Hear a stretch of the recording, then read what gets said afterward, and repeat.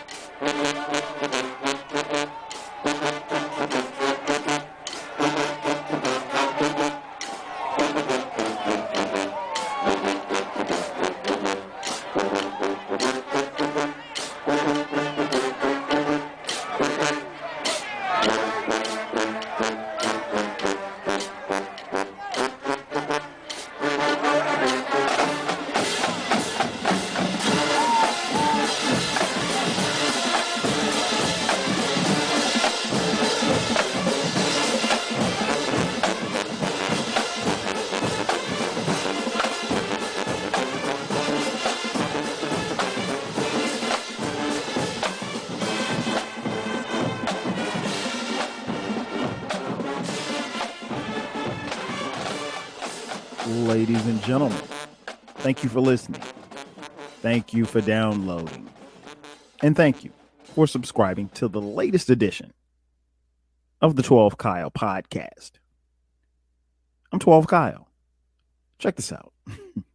On this episode, what I want to talk about is misconceptions about HBCUs. I guess before I get started, I probably should explain what an HBCU is for those in the back who don't know. HBCUs is an acronym for Historically Black College and Universities. HBCUs are everywhere. You can find one, especially if you want to attend one. But, honestly, there are a lot of misconceptions about HBCUs. And on this episode, what I want to do is just talk about I would say a few that I know of and heard people talk about and things of that nature. I guess it goes without saying, many of you know this, but for those of you who don't know, I am a proud alum of an HBCU. I attended and graduated from South Carolina State University in Orangeburg, South Carolina. Graduated in 1990. No, I'm joking. I graduated in 1996. So it's been a minute, but yeah, proud alum. Had family, went to school there. I've spoken on this podcast as to how I chose South Carolina State University. And I will honestly say that my decision to attend the university is one of the greatest decisions that I've ever made in my entire life. Honestly, I don't know where I'd be if I had not gone to South Carolina State University. And so I'll be honest, as an alum of an HBCU, there's a certain level of pride that comes with going to an HBCU.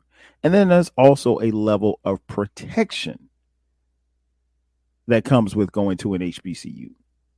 And what I mean by that is we're very protective of who we are, what we are, and our brand. And what I mean by brand is like you or anybody else, we're not going to allow you to besmirch the name of any of our universities.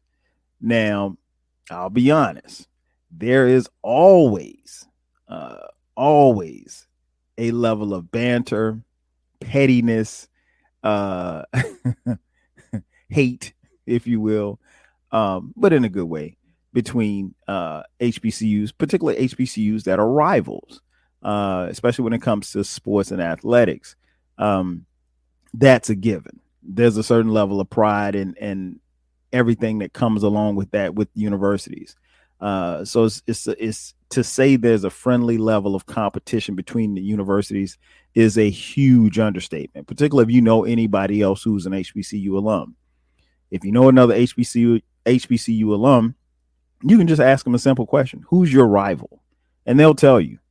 And they'll tell you that their school is the best HBCU in the world, and they really believe it. And who am I to tell them that they're not? Because I feel the same way about my school. But yeah, I wanted to get on here and talk about some of the popular misconceptions about HBCUs. And I think I may have touched on it on another HBCU podcast, but it's worth repeating.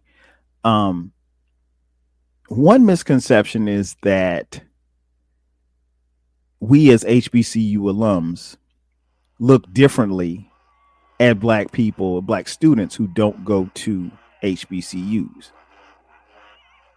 Not true. We don't look down on them. We don't, treat them any different. We don't do any of that, because here's the thing.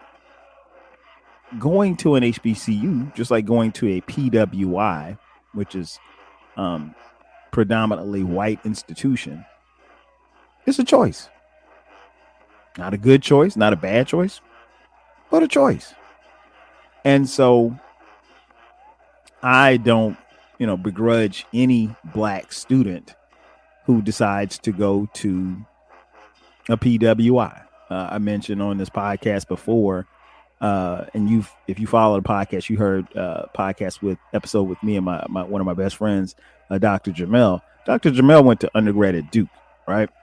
And she is one of my best friends in the universe. And she is also the godmother of my oldest son, and I'm the godfather of her son. But she made the choice to go to Duke. She could have gone to South Carolina State University, but she went to Duke. She went to Duke on a full scholarship. She's a doctor. I don't look at her any different. And it's funny because, like, when we talk about when we share our college stories, surprisingly, we have some similar stories. But no, I didn't look at her any different when she told me she was like, "Hey, I'm going to Duke." I was like, "Oh, you mean that school with that basketball team?" But no, we don't treat anybody like that. We don't look down at other Black people, because again, it's a choice. And I'll be honest, and I've said this on this podcast as well as others. Everybody's not meant to go to an HBCU. They're not, and that doesn't mean that you'll receive less of an education. And I'll get to that in a second, or anything, or get the lesser of anything. Honestly, I feel like my degree from South Carolina State University, which was a degree in marketing. Shout out to the School of Business, Belcher Hall. I feel like that degree is just as important as a degree from Duke or a degree from Harvard. Now, I'm sure you could go to, Montana and ask somebody if they've ever heard of Duke, and they'll probably say yeah. And if you ask somebody in Montana if they've ever heard of South Carolina State University, there's a good chance they'll probably say no. But that's not the point. The point is my degree allows me into the door. And once I get in the door, it's about what I can do when you're talking about jobs or what have you. But yeah, we as proud HBCU alums, we don't look down on other Black people that don't go to, HBCUs. And it's funny because there are some Black people, and yeah, I might be talking about you. There are some Black people that feel the need to overly justify why they didn't go to an HBCU. Hey man, you ain't got to explain nothing to me. I don't know. I mean, like, and honestly, it could be something as simple as, what you're exposed to. We tend to go where, and do the things that we're exposed to. If your parents went to an HBCU, it's likely that you'll probably go as well. Or if you got a chance to attend an HBCU, a game or a band competition or something like that, it's likely, or a college fair, it's likely that you might go. Sometimes it's something as simple as the exposure. But if I'm a kid growing up on the west side of Chicago and I've never heard of Grambling, how do I know? If all I've heard of is Northwestern and Ohio State, then I'm probably going to Northwestern or Ohio State. So sometimes it's as simple as giving our HBCUs the right exposure that it needs to reach all students.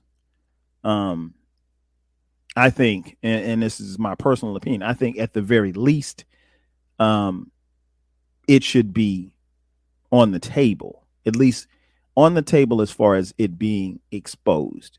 Once you expose it to young kids, then you let them make their decision. And we went through the same thing with our oldest two sons, who are currently, one is a graduate of an HBCU and currently in grad school at that HBCU. And then our second son is currently in undergrad at an HBCU. And we've got two more kids, one in high school and one in middle school at the time of this recording. And it is my preference. It is my preference that they attend an HBCU. It's not, something that they got to do. But I will say this. If I'm writing the check, they're going to an HBCU.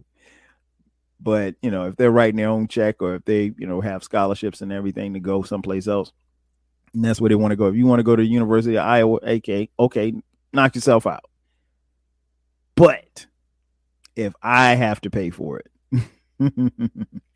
I think we're probably going to go someplace where I prefer that you go. But ultimately, and I say that in jest, but ultimately, this is your life. This is, and where you attend college, or even the fact that you attend college. Once you make that decision to attend college, where you go to school, will definitely, it's your decision. It's about what you choose to do and where you choose to go and spend the next 4, maybe 5 years of your life. But yeah, that's a misconception that, we don't like, or we treat other Black people who are who aren't HBCU alums. We treat them differently. Oh, and by the way, in case you don't know, newsflash, I'm Black. For those of you who tune in and don't know who I am. Another misconception is that HBCUs are racist. We're not. HBCUs aren't racist at all. The mere existence of HBCUs is the reason why we're not racist. HBCUs had to be created so that we could have some place where we could attend and further our education. Ask your aunties, ask your uncles, ask your grandmothers, grandfathers about how difficult it was to get into schools like Alabama or Texas or Florida or Georgia. And I'm not even talking, I'm talking maybe 50 years ago, the 70s, 60s. It wasn't that long. There are people in your family that are walking on this earth that have experienced that era of time. Talk to them about how hard and how difficult it was, if at all possible, for Black kids to get into white schools. So one thing we need to remember is that HBCUs that were there for people of color when, PWIs didn't want us. And that's why, we became what we've become. So no, HBCUs could never be racist. Never. It's not in our DNA. What's another one?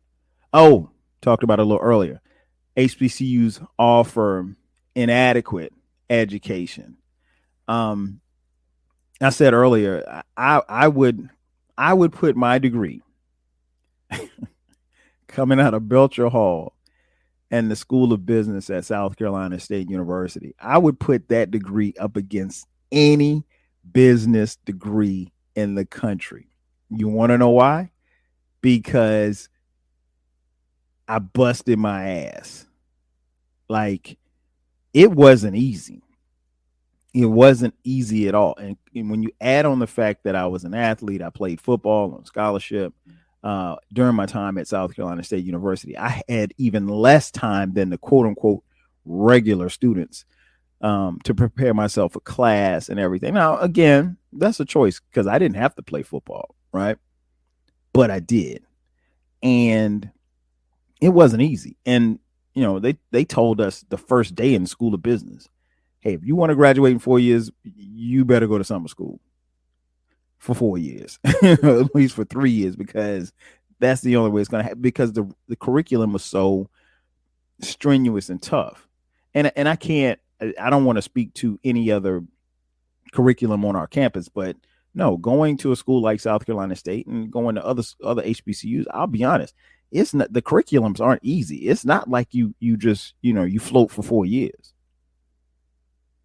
So the level of education, the level of preparation that it takes, the level of dedication it takes to finish, it's incredible. I mean, you guys who, frequently listen to the podcast, you've heard my man Eclectic on it. Eclectic is another alum. He went to Grambling State.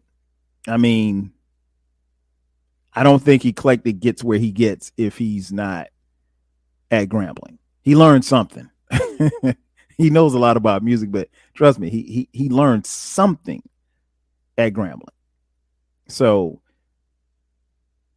we definitely don't lack when it comes to education. And I think more than anything else, and I could only speak from my personal experience, more than anything else, I learned how to survive.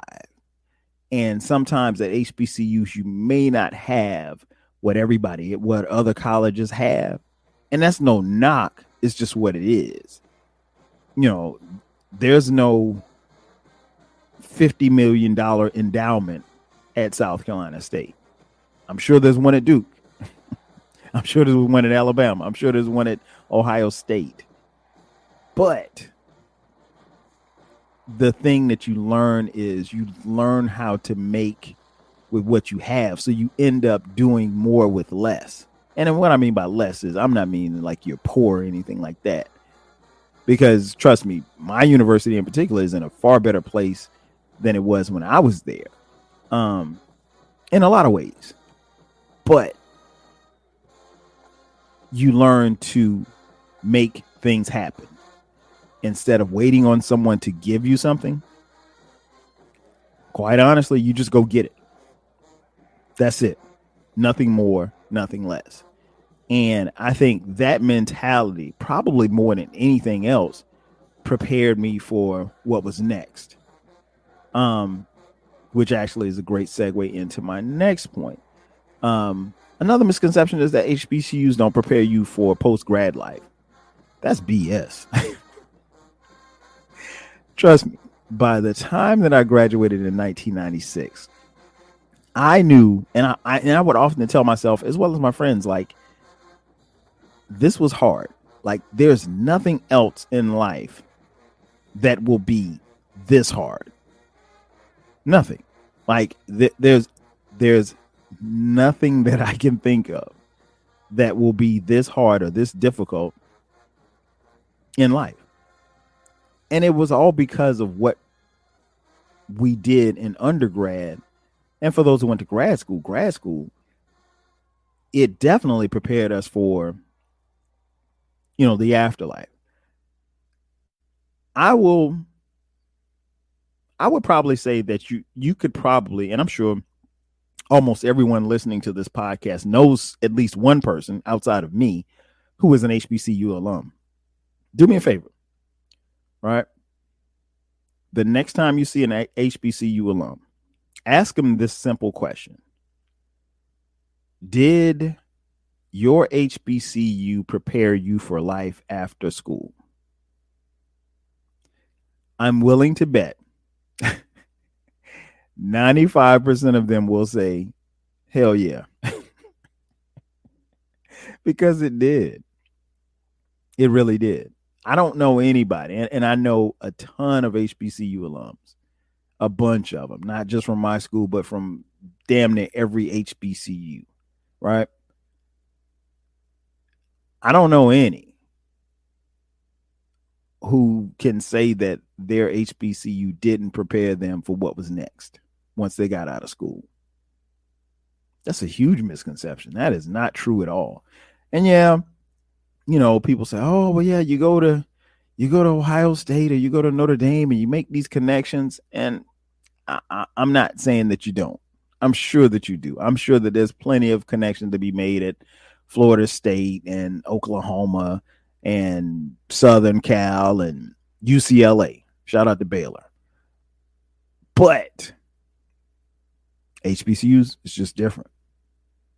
It's really different.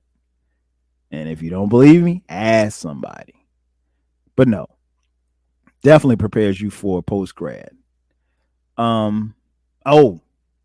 Another misconception is that HBCUs aren't diverse. They actually are. And I'll be honest, HBCUs probably are more diverse now than they've ever been. I mean, and I'll use South Carolina State as an example. I went to school there from 1991 until 1996, right? When I was there, you'd be hard pressed to see white people. And if you saw a white person, almost always they were in grad school. Just regular, just white undergrads. No. One of my teammates was white. Actually, two. So, okay, so the non-athletic undergrads back in the 90s, at least when I was in school at South Carolina State University, didn't exist. I'd venture to say that was probably the case for Florida A&M and North Carolina A&T. Shout out to King Germ. I'd venture to say that. I don't know what it was like. I would say the same for Hampton and Howard, so forth and so on, right? But I don't know. Maybe you could tell me. But now, yeah, it is nothing to see, and not just whites. I mean, other minorities on an HBCU campus, and that's outside of athletics. Now, if you look at the athletic teams, then yeah, I mean, you could take a school like Bethune-Cookman University and look at their baseball team, and that whole baseball team might be white. And it's cool. But no, HBCUs are very, very diverse. We were created on the basis of we were being excluded. So it's never been in our practice to exclude any others.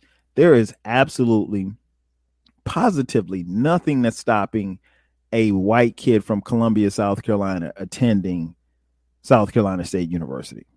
Nothing. If he or she wants to do it, they can come.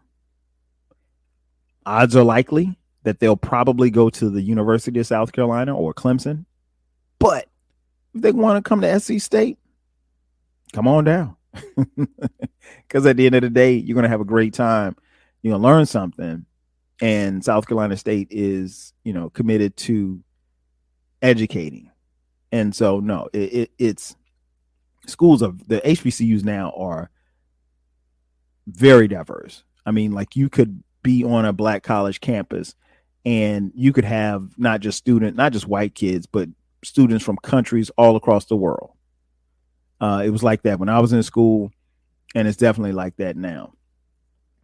Another misconception is that HBCUs are irrelevant. I mean, we did a whole podcast on that. Check the archives. So it's not really much for me to discuss on that one. They are very relevant. They are very relevant and very much so needed for society. Another misconception is that, at HBCUs, kids tend to party a lot.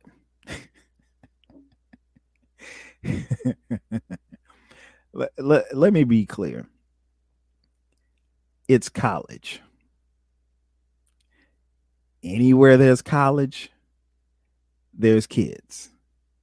And wherever there are kids, there are young people who have a bunch of free time, some money, and no responsibilities.